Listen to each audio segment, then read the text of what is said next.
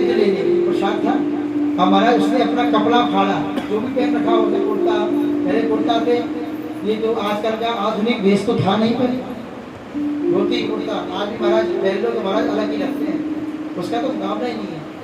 उसने फाड़ करके जो दीपक गुजरा था उसकी बत्ती बनाई और दीपक में लगा, पहला पुण्य हुआ।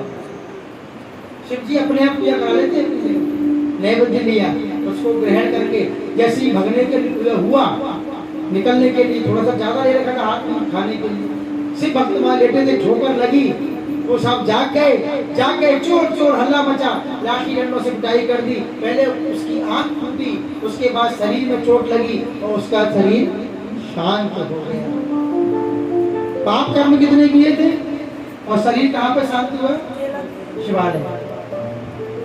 अब ये पुण्य क्यों मिला? अच्छा वहां यम के दूत आ गए, यम के दूत जब आए तो यम के दूत आपस में चर्चा करने लगे। जब चर्चा हुई यम के दूतों से तो यम के दूतों को फटकार दिया, भगवान भी खड़ा गए, बोले मुंचित बोले छोड़ दो, बोले मुंचैना दुजम यास्मा गणा परम धार्मिकम दंड योग्य ना विप्रोसो दग्ध सर्वभाग्य संचया। बोले मुंचया छोड़ दो, ये शब्द किसने कहा है? मुच्चता में ब्राह्मण और द्रौपदी ने कहा छोड़ दो अश्वत्थामा को, मुच्चता। इसलिए यहाँ क्या कह रहे हैं? शिवगण आगे ऋतुगण बोले मुच्चताम छोड़ो से। यम के दूत घबरा गए, बोले ये तो पापी है, जीवन में पाप किए, इसको क्यों छोड़ दे, इसको मारेंगे, इसको ले जाएंगे। बोले इसने पुण्य किया है। बोले क्या पुण्य किया? बोले इसके पुण्य हम आपको बताते हैं। बोले पतंगी लिंग शिरसी दीपक छाया निवारता। जब दीप की बत्ती बुझ रही थी, इसने अपने कपड़े को फाड़ करके उसकी बत्ती बना करके उस बुझते हुए शिवालय के दीपक को प्रज्वलित किया। पहला पुण्य इसने ये किया। दूसरा पुण्य बोले इसने क्या किया? बोले गलती से ही सही इसने शिव जी के नैवेद्य को ग्रहण किया। मैं बार बार कहता हूँ, शिव जी का जो नैवेद्य चढ़ता है ना, उसको बड़े श्रद्धा भाव से हमें पान करना चाहिए, ग्रहण करना चाहिए। वो परम पवित्र है। सिर पे जल चढ़ाते हैं, वो जल को अपने मुख में, अपने नेत्रों पर, मस्तक पर, हृदय पर लगाइए, वो बहुत पवित्र होता है।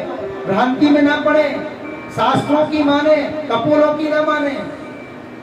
शिव पुराण स्पष्ट कहती है कि शिव जी का लिंग पर चढ़ा हुआ शिवलिंग का प्रसाद हमें ग्रहण करना चाहिए, उसका अपमान करना पाप का भागी बनना है। आज गुण निधि ने धोखे से सही शिव जी का नैवेद्य पा लिया तो आज उसे यमलोक की यात्रा में नहीं जाना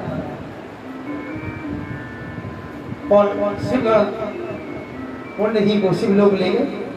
पता उसने भाव से पूजा की थी? नहीं, उसने नैवेद्य के लालच में दीपक को बुझते देखा, सोचा ये बुझ जाएगा, कहीं किसी की आंख ना खुल जाए, इसलिए उसने बत्ती बना दी। भाव तो भाव अलग आलस नाम जपत मंगल सब। भगवान आपकी भाव देखते हैं, पूजा देखते हैं। वो ये नहीं देखता कि आपने 1 लाख चलाए, आपने 10 लाख चलाए, बोले हम एक अभेची गुरु जी को दान कर देंगे तो लगता है हमें परलोक मिल जाएगा। ऐसा नहीं है भैया। आप अपनी भावना से 1 रुपया भी किसी को दान करते हैं तो वो करोड़ों के समान माना जाता है, श्रद्धा से किया हुआ।